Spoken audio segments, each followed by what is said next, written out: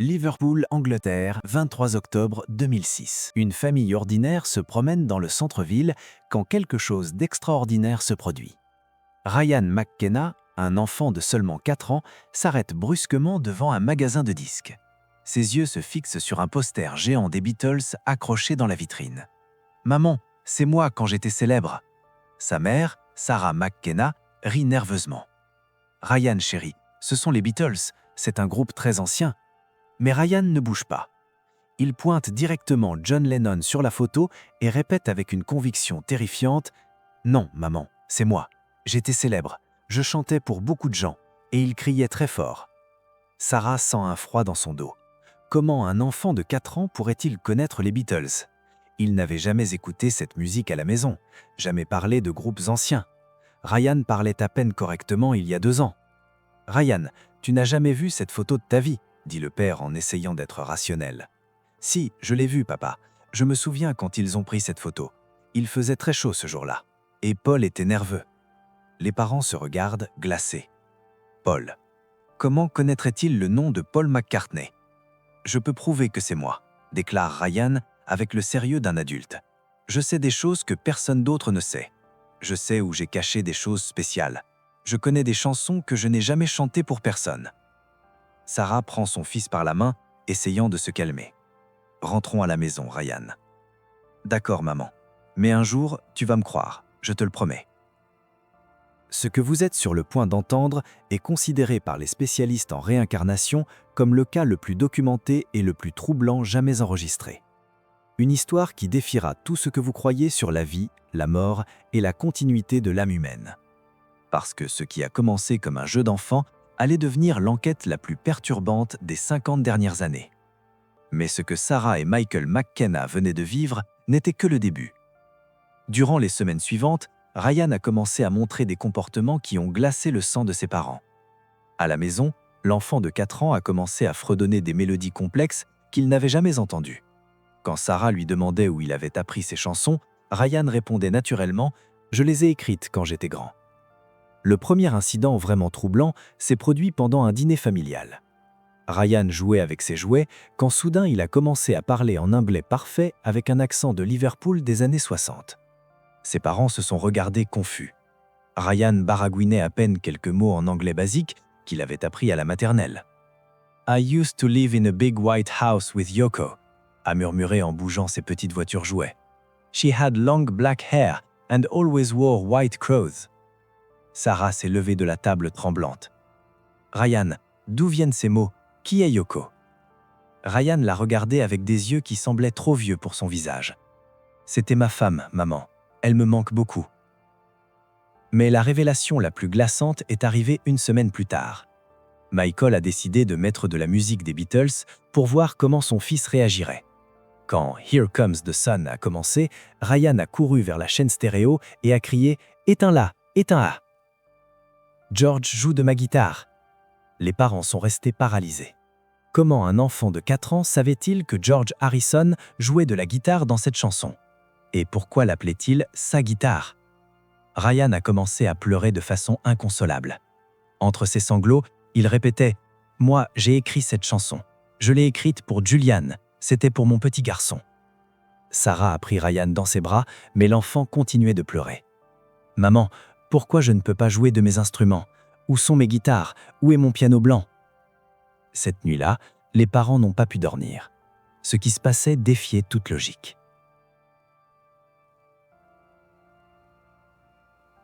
Leur fils de 4 ans ne connaissait pas seulement des détails intimes sur John Lennon, il parlait de lui comme s'il était lui-même. Mais le plus terrifiant était encore à venir. 3 semaines après l'incident avec la musique, Sarah McKenna a pris une décision qui allait tout changer. Désespérée de comprendre ce qui arrivait à son fils, elle a décidé de l'emmener au musée des Beatles à Liverpool. Son plan était simple. Si Ryan croyait vraiment être John Lennon, cet endroit mettrait fin à la fantaisie une fois pour toutes. Le 18 novembre 2006, à 10h30 du matin, la famille McKenna a franchi les portes du musée. Ryan marchait tranquillement, tenant la main de sa mère, sans montrer de signes particuliers de reconnaissance. Mais tout a changé quand ils sont arrivés dans la première salle d'exposition. Ryan s'est libéré de la main de sa mère et a couru vers une vitrine spécifique. Ses petites mains se sont pressées contre le verre, tandis que ses yeux se remplissaient de larmes. « C'est ma guitare !» a-t-il crié en pointant une Rickenbacker 12 cordes. « Je l'ai achetée à New York en 1964. Elle a une rayure ici. » Il a pointé exactement où. Des années plus tard, les experts confirmeraient qu'il existait effectivement une petite marque. Le guide du musée, Thomas Mitchell, s'est approché curieux. « Petit, c'est la guitare de John Lennon, mais elle n'a pas de rayure visible. » Ryan l'a regardé avec des yeux pleins de larmes. « Si, elle en a une. Elle est sous la deuxième corde. Elle s'est faite quand je l'ai laissée tomber dans le studio d'Abbey Road pendant l'enregistrement de Norwegian Wood. » Thomas a senti un frisson. Ce détail spécifique n'était dans aucun livre, dans aucune biographie officielle. C'était une information que seul John Lennon, George Martin ou les techniciens du son auraient pu connaître. Mais Ryan ne s'est pas arrêté là. Il s'est dirigé directement vers une autre section du musée, comme s'il avait marché dans ces couloirs 1000 fois auparavant. Il s'est arrêté devant une photographie en noir et blanc du Cavern Club. « Nous avons joué ici 292 fois », a-t-il murmuré. La scène était très petite et il faisait toujours très chaud. Paul se plaignait toujours de l'odeur. Sarah s'est approchée, tremblante. « Ryan, comment tu sais ça ?»« Parce que j'étais là, maman. Regarde. » Il a pointé un coin spécifique de la photographie. « C'est là que je laissais toujours mon harmonica entre les chansons. Pete le déplaçait toujours et ça m'énervait beaucoup. » Thomas Mitchell travaillait au musée depuis 15 ans. Il avait mémorisé chaque biographie, chaque livre, chaque document sur les Beatles.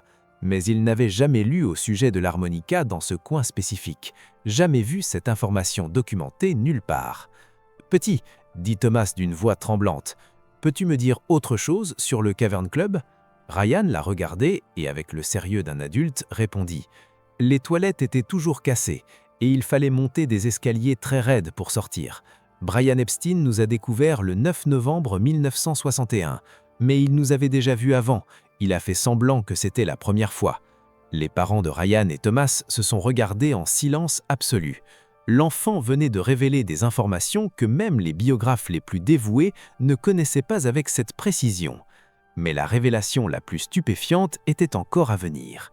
Ce qui s'est produit 2 jours après l'incident au musée a complètement dévasté les McKenna. Ryan avait commencé à se réveiller toutes les nuits à 3h17 du matin, toujours la même heure.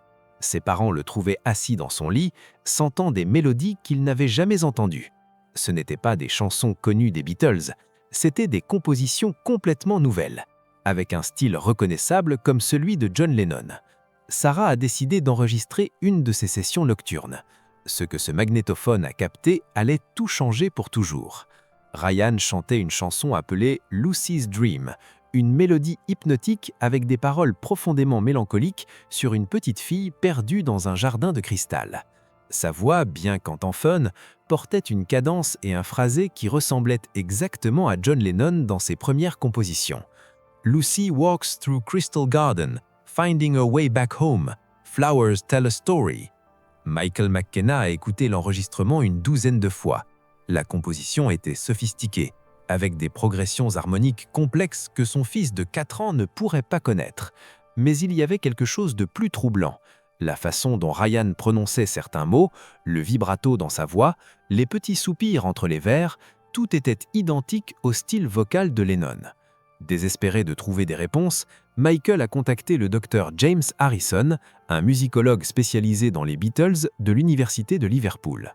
Il lui a envoyé l'enregistrement sans révéler qui l'avait enregistré. La réponse du docteur Harrison a arrivé 48 heures plus tard, et elle les a glacés. « Cher monsieur McKenna, la composition que vous m'avez envoyée est extraordinaire. Les progressions harmoniques sont consistantes avec le style de composition de John Lennon entre 1962 et 1963. Plus surprenante encore, j'ai trouvé des références à cette chanson dans mes archives.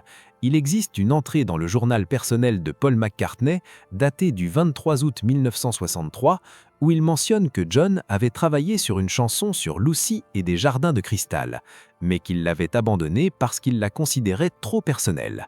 Les parents de Ryan se sont regardés en silence absolu. Leur enfant de 4 ans venait de composer une chanson que John Lennon avait écrite 43 ans auparavant, mais qui n'avait jamais été officiellement enregistré. Mais ce n'était que le début. Durant les nuits suivantes, Ryan a chanté 4 autres chansons: Strawberry Mine, Julia's Lullaby, Penny Lane Backwards, Tomorrow's Yesterday. Chacune avec le même niveau de sophistication musicale, la même connexion impossible avec le travail non enregistré de Lennon. Le docteur Harrison a confirmé qu'il avait trouvé des références fragmentaires à toutes ces compositions dans des lettres privées et des journaux des membres du groupe, du matériel qui avait été classifié pendant des décennies, auquel seule une poignée d'académiques avait accès. Monsieur McKenna, écrit le docteur Harrison dans son dernier email, j'ai besoin de connaître urgemment la source de ces enregistrements. Ce que vous m'avez envoyé pourrait recréer l'histoire musicale des Beatles. Sarah a serré Ryan dans ses bras ce soir-là, sentant son monde s'écrouler. Son fils ne croyait pas seulement être John Lennon. D'une façon impossible, il avait accès aux pensées et aux créations les plus intimes du musicien décédé. Et le plus terrifiant, c'est que Ryan lui avait murmuré à l'oreille. « Maman, je me rappelle encore d'autres chansons, mais celles-là sont très tristes. Elles parlent de comment je vais mourir. » Le comportement de Ryan a pris un tournant encore plus troublant quand a commencé son obsession avec une femme qu'il n'avait jamais vue, Yoko Ono. Tout a commencé le 2 décembre 2006, quand Ryan s'est réveillé en pleurant de façon inconsolable à 5h30 du matin. Entre les sanglots, il répétait encore et encore « Où est Yoko? Pourquoi il ne vient pas me chercher? Elle a promis qu'on serait toujours ensemble. » Sarah a essayé de le calmer, mais Ryan était inconsolable. Elle a les cheveux noirs très longs. Elle porte toujours des robes blanches. Elle vit dans notre grande maison avec beaucoup de fenêtres. Pourquoi elle n'est pas là avec moi? Les parents se sont regardés, alarmés. Ryan n'avait jamais vu de photographie de Yoko à la maison. Il n'avait pas de disque des Beatles, ni livre, ni documentaire. Comment pouvait-il décrire si spécifiquement la veuve de John Lennon? Mais le plus glaçant s'est produit cet après-midi-là. Ryan s'est assis par terre dans sa chambre avec des crayons et du papier et il a commencé à dessiner. En 45 minutes, il avait créé un dessin détaillé d'un appartement que ses parents ne reconnaissaient pas.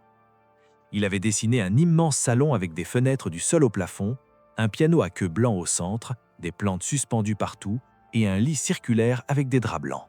« C'est ma maison avec Yoko », a expliqué Ryan en pointant chaque détail. Le piano est exactement là parce que de cette position, je peux voir le parc. Yoko s'assoit toujours sur cette chaise pendant que je joue.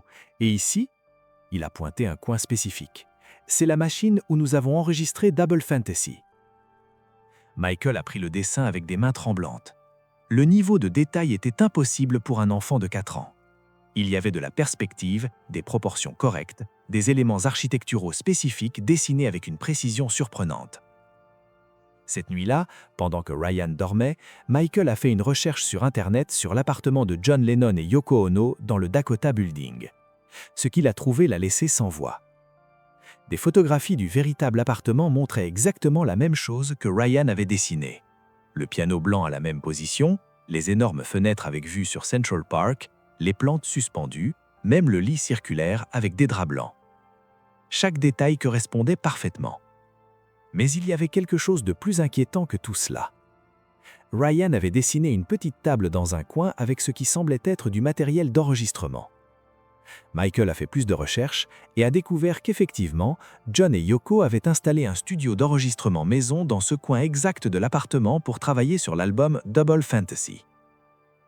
Le lendemain, Ryan a fait quelque chose qui a glacé le sang de ses parents.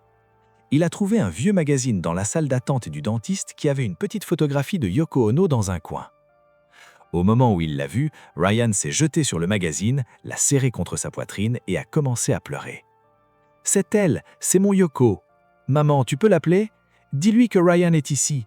Dis-lui que John l'attend. » La réceptionniste du cabinet les a regardés avec inquiétude, tandis que Ryan embrassait la photo encore et encore, murmurant « Tu me manques tellement. Pourquoi tu ne viens pas me chercher? Tu as promis qu'on ne se séparerait jamais. » Sarah a pris Ryan dans ses bras et est sortie en courant du cabinet. Dans la voiture, son fils continuait de pleurer. « Elle est triste, maman. Elle est très triste parce qu'elle pense que je suis parti pour toujours. Mais je suis là à l'attendre. » Cette nuit-là, Ryan a dit à sa mère quelque chose qui la maintiendrait éveillée pendant des semaines. « Demain, on va rentrer à la maison, hein, maman? On va aller à New York chercher Yoko. Elle a besoin de savoir que je suis revenu. 3 semaines plus tard, la veille de Noël 2006, les McKenna ont pris la décision la plus difficile de leur vie. Avec leurs économies familiales, ils ont acheté 3 billets d'avion pour New York. Ce n'était pas un voyage d'agrément, c'était une recherche désespérée de réponses. Ryan n'avait pas arrêté de pleurer depuis l'incident au cabinet du dentiste. Chaque jour, il demandait quand ils iraient à la maison chercher Yoko. Ses parents, épuisés mentalement et émotionnellement, ont décidé que seul le fait de l'amener au Dakota Building pourrait mettre un terme à tout ce cauchemar, une fois pour toutes. Le vol de Liverpool à New York a duré 8 heures. Ryan est resté silencieux pendant tout le trajet, le regard perdu par la fenêtre. De temps en temps, il murmurait « On arrive bientôt à la maison » ou « Yoko va être si heureuse de me voir ». Mais c'est en atterrissant à l'aéroport JFK que quelque chose s'est produit qui a complètement glacé les parents. Ryan, qui n'avait jamais été à New York, qui n'avait jamais vu de carte de la ville, a commencé à donner des directions précises aux chauffeurs de taxi. Prenez la FDR Drive jusqu'à 79th Street, puis tournez à gauche vers Central West Park. Notre maison est à 1 West 72nd Street. Le chauffeur, un homme âgé nommé Giuseppe, s'est retourné surpris. « Hé, petit, comment tu connais aussi bien Manhattan? Tu habites ici ?»« Oui, » a répondu Ryan naturellement. « J'habite dans le grand immeuble du coin. Il a une grande entrée avec des arches, et il y a toujours beaucoup de gens dehors qui prennent des photos. » Giuseppe a regardé les parents dans le rétroviseur. « Votre fils décrit parfaitement le Dakota Building? Vous êtes des touristes Beatles ?» Sarah a à peine pu murmurer « quelque chose comme ça ». Durant le trajet de 45 minutes, Ryan a continué de narrer des détails spécifiques de la ville. « Voilà Strawberry Fields », a-t-il dit en pointant quand ils sont passés près de Central Park. « Je marchais toujours là avec Yoko. Elle aimait les matins parce qu'il y avait moins de monde. » Quand le taxi s'est arrêté devant le Dakota Building, Ryan a sauté du siège et a couru vers l'entrée principale. Ses petites mains ont touché les arches de pierre tandis qu'il murmurait « Je suis rentré à la maison. Je suis rentré à la maison. » Michael a payé le chauffeur avec des mains tremblantes. Giuseppe s'est approché et lui a dit à voix basse « Monsieur, je suis chauffeur de taxi à New York depuis 30 ans. J'ai emmené des milliers de touristes au Dakota Building. Mais jamais je n'ai vu quelqu'un réagir comme ça. Votre fils connaît cette ville comme s'il y avait vécu toute sa vie. » Sarah s'est approchée de Ryan, qui était debout devant l'entrée du bâtiment, avec des larmes coulant sur ses joues. « Maman, » a-t-il dit d'une voix brisée, « pourquoi je ne peux pas entrer? C'est ma maison. J'habite ici avec Yoko. » À ce moment, le portier du bâtiment, un homme afro-américain d'environ 60 ans, s'est approché, curieux. « Vous allez bien ?» L'enfant semble très bouleversé. Ryan a levé la tête et a regardé le portier fixement. « Tu es nouveau. Je ne te connais pas. Où est Harold ? Harold me salue toujours quand j'arrive. » Le portier a senti un frisson. Harold avait été le portier du Dakota Building durant les années 70. Il était mort en 1995. Seuls les résidents les plus anciens et quelques fans obsessionnels de John Lennon connaissaient ce détail. « Petit ?» a-t-il demandé d'une voix tremblante. « Comment tu sais pour Harold ?» Ryan l'a regardé avec des yeux pleins de nostalgie. « Il prenait toujours soin de moi quand Yoko et moi rentrions tard le soir. Il me donnait des bonbons à la menthe et il me demandait des nouvelles de mes chansons. » Le portier est resté sans voix. Les détails que Ryan venait de mentionner sur Harold étaient absolument précis, mais impossibles à connaître pour un enfant de 4 ans de Liverpool. Mais ce que Ryan a fait ensuite les a tous paralysés. Ryan s'est approché lentement de l'entrée du Dakota Building et a posé sa petite main sur une plaque commémorative près de la porte. Ses lèvres ont commencé à bouger sans silence, comme s'il priait. Soudain, avec une voix qui n'était pas la sienne, il a commencé à chanter. « Imagine there's no heaven. It's easy if you try. » Mais ce n'était pas la voix aiguë d'un enfant de 4 ans, c'était une voix profonde, mature, avec l'accent reconnaissable de Liverpool des années 60. Sarah a senti ses jambes trembler. Michael a rapidement sorti son téléphone portable et a commencé à enregistrer. Ryan a continué de chanter toute la chanson avec une perfection technique impossible. Sa respiration, ses pauses, la façon dont il prononçait chaque mot était identique aux enregistrements originaux de John Lennon. Mais il y avait quelque chose de plus troublant. Il chantait avec des larmes coulant sur ses joues, comme si chaque vers lui causait une douleur profonde. Quand il a terminé, Ryan s'est effondré au sol et a commencé à sangloter de façon inconsolable. « Je ne veux pas chanter cette chanson. Cette chanson me fait peur. Elle me fait toujours peur quand je la chante. » Le portier du Dakota Building, qui avait assisté à toute la scène, s'est approché avec des larmes aux yeux. En 30 ans de travail ici, j'ai vu des milliers d'imitateurs de John Lennon. Mais ça, ce n'est pas une imitation. Cet enfant chante exactement comme lui. Exactement. Cette nuit-là, à l'hôtel, les McKenna ont écouté l'enregistrement une douzaine de fois. Michael a envoyé l'audio au docteur James Harrison à Liverpool sans expliquer les circonstances. La réponse est arrivée 6 heures plus tard. « Monsieur McKenna, je viens d'écouter votre enregistrement et j'ai besoin d'informations urgentes sur qui l'a chanté. J'ai soumis l'audio à une analyse spectrographique. La structure vocale est identique aux enregistrements de John Lennon de 1971. Mais il y a quelque chose de plus inquiétant. L'interprétation émotionnelle de la chanson est exactement la même qu'une version que Lennon a enregistrée dans son appartement du Dakota en 1980, 2 semaines avant sa mort. Cet enregistrement n'a jamais été publié, il n'en existe qu'une seule copie dans les archives privées de Yoko Ono. Sarah a lu l'email avec des mains tremblantes. Son fils ne chantait pas seulement comme John Lennon, il chantait comme lui dans ses derniers jours de vie, avec une mélancolie prémonitoire qui glaçait le sang. Le matin du 26 décembre 2006, Ryan s'est réveillé en criant à 4h17 du matin. Ses parents ont couru dans sa chambre d'hôtel et l'ont trouvé assis dans le lit, trempé de sueur froide, les yeux dilatés de terreur. « Maman » a-t-il murmuré d'une voix tremblante, « j'ai encore rêvé de l'homme. L'homme qui va me faire du mal. » Sarah s'est assise à côté de lui. « Ryan, chérie, c'était juste un cauchemar. »« Ce n'est pas un cauchemar, maman. C'est un souvenir. » Ryan s'est serré contre sa mère, tremblant. « C'est un homme gros, avec des lunettes épaisses. Il a un livre dans la main. Il me demande de le signer. Mais ses yeux sont pleins de rage. » Michael s'est approché, inquiet. « Ryan, quel livre avait l'homme ? » ?»« C'était mon livre, un livre sur moi. Mais il était très en colère contre moi. Il me criait des choses horribles pendant que je signais. » Ryan a commencé à pleurer. Après, il sort quelque chose de son manteau, quelque chose qui brille, et je sens beaucoup de douleur dans mon dos. Les parents se sont regardés, alarmés. Ryan n'avait jamais vu d'image de l'assassinat de John Lennon. Il n'avait jamais parlé de Mark David Chapman. Comment pouvait-il décrire si spécifiquement l'assassin ? « Tu te souviens quel jour c'était, Ryan ? » ? « C'était le 8 décembre. Il faisait très froid. Je portais mon manteau noir. Yoko et moi avions enregistré toute l'après-midi. Elle était fatiguée et voulait dîner tôt. » Ryan s'est essuyé les larmes. « Je lui ai dit que je devais d'abord signer un autographe pour un fan qui attendait en bas. » Sarah a senti un frisson. Les détails que Ryan décrivait correspondaient exactement au témoignage documenté du dernier jour de John Lennon. « Maman, cet homme va revenir me chercher. Je ne veux pas qu'il me fasse du mal. Je veux juste être avec Yoko et jouer mes chansons. » Michael a cherché sur Internet des informations sur le 8 décembre 1980. Ce qu'il a trouvé l'a laissé sans voix. Ryan avait décrit avec une précision glaçante chaque détail de l'assassinat. L'heure, le lieu, la description physique de Chapman, le livre de Catcher in the Rye, même le fait que Lennon avait enregistré avec Yoko cet après-midi-là.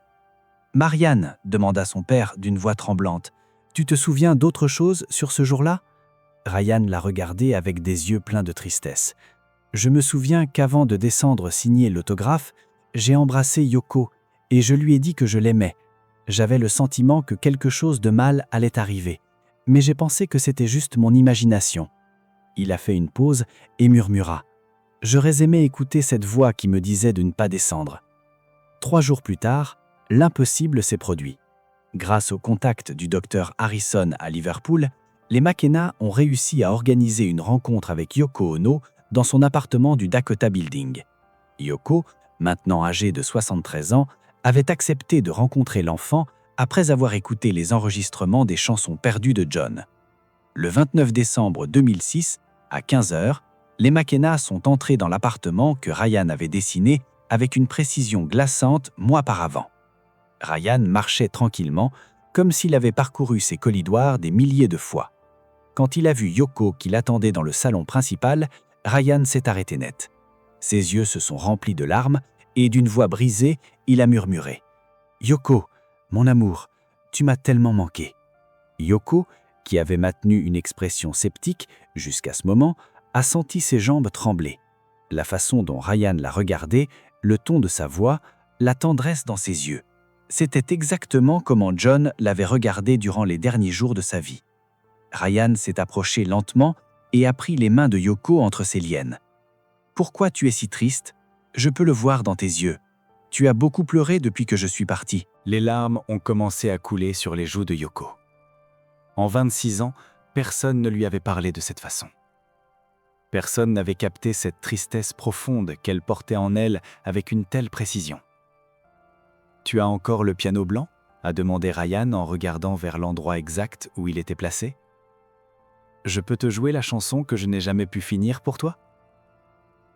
Ryan s'est dirigé vers le piano et a commencé à jouer une mélodie que Yoko n'avait jamais entendue, mais qui sonnait incontestablement comme le style de composition de John. Ses petits doigts se déplaçaient sur les touches avec une technique qu'aucun enfant de 4 ans ne pourrait posséder.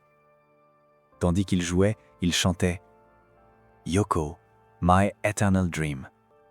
Even death cannot divide what we have been. » Yoko s'est effondrée dans son fauteuil préféré, sanglotant.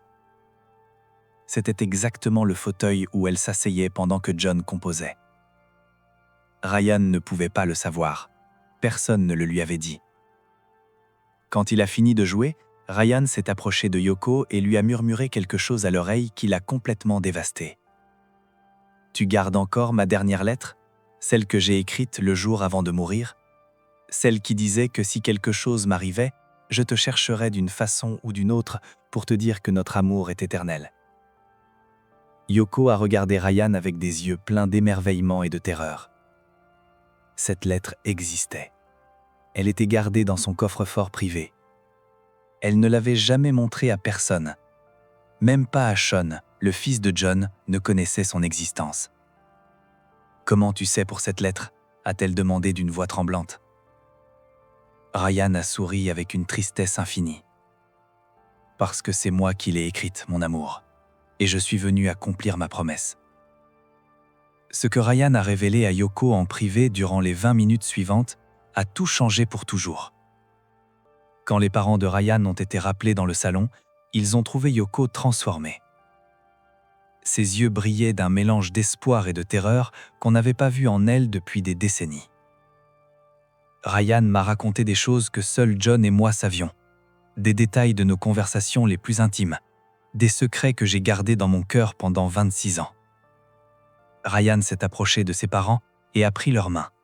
« Maman, papa, je dois vous expliquer pourquoi je suis ici, pourquoi je suis revenu. » Avec un sérieux qui glaçait le sang, Ryan a continué. « Quand j'étais John, j'avais une dernière chanson que je voulais enregistrer. Elle s'appelait « The Bridge Between Words ». Elle parlait de la mort, de comment l'amour peut survivre au-delà de la vie physique. Ça allait être mon cadeau d'adieu à l'humanité. Il s'est approché à nouveau du piano et a commencé à jouer une mélodie d'une beauté surnaturelle. Sa voix, maintenant complètement transformée en celle de John Lennon, a rempli l'appartement. La chanson durait exactement 4 minutes 17 secondes. Quand il a terminé, Ryan s'est retourné vers tous les présents. « Cette chanson doit arriver au monde. C'est mon dernier message. C'est pour ça que je suis revenu. Pour finir ce que je n'ai pas pu terminer. » Yoko s'est approchée de Ryan et l'a serré dans ses bras comme s'il était la chose la plus précieuse de l'univers. « John, mon John, combien de temps peux-tu rester avec moi ?» Ryan l'a regardé avec des yeux pleins d'amour et de tristesse. « Pas longtemps, mon amour. Je peux sentir que cette expérience arrive à sa fin. Mais avant de partir, j'aurais besoin que tu promettes quelque chose. Cette chanson doit être enregistrée et partagée avec le monde. C'est mon dernier héritage, ma preuve que l'amour véritable ne meurt jamais. » 3 mois plus tard, Ryan McKenna a cessé de se souvenir d'être John Lennon. Les mémoires se sont estompées graduellement jusqu'à ce qu'il redevienne simplement un enfant de 4 ans de Liverpool. Mais The Bridge Between Words a été enregistré professionnellement et est devenu l'un des phénomènes musicaux les plus extraordinaires de l'histoire moderne. Yoko Ono a déclaré publiquement « J'ai vécu avec John. J'ai connu son âme plus profondément que n'importe quelle personne au monde. Et je peux dire avec une certitude absolue que Ryan McKenna, pour une période impossible à expliquer, était la réincarnation de mon mari. Jusqu'à ce jour, les scientifiques, musicologues et spécialistes en phénomènes paranormaux n'arrivent pas à expliquer comment un enfant de 4 ans a pu accéder à des souvenirs, des connaissances et des capacités qui appartenaient à John Lennon. Ce qu'ils savent, c'est qu'ils ont vécu le cas de réincarnation le plus documenté et vérifié de l'histoire moderne. Et Ryan McKenna, maintenant un adolescent normal, se réveille occasionnellement en fredonnant des mélodies qu'il ne se souvient pas avoir apprises, avec une nostalgie inexplicable pour une femme nommée Yoko, et un appartement à New York qu'il dit être sa maison.